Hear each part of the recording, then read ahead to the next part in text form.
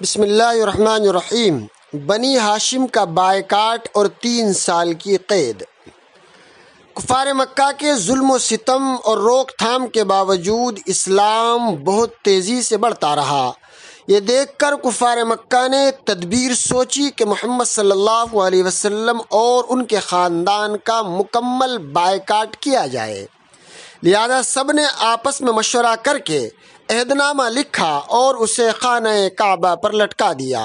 اس عہد نامے کے مطابق کوئی بھی محمد صلی اللہ علیہ وسلم اور ان کے خاندان والوں سے میل جول، لین دین اور شادی بیاہ نہیں کر سکتا تھا۔ لہذا رسول اللہ صلی اللہ علیہ وسلم کو بنی ہاشم اور مسلمانوں کے ساتھ ایک گھاٹی میں جانا پڑا جس کا نام شعب ابی طالب ہے۔ یہاں ان لوگوں نے 3 سال کا زمانہ گزارا۔ انہیں سخت تکالیف کا سامنا کرنا پڑا۔ انہیں اپنی تکالیف سے زیادہ بچوں کی بھوک پیاس ستاتی۔ بچے بھوک پیاس سے روتے اور چلاتے اور کفار مکہ اس سے خوش ہوتے۔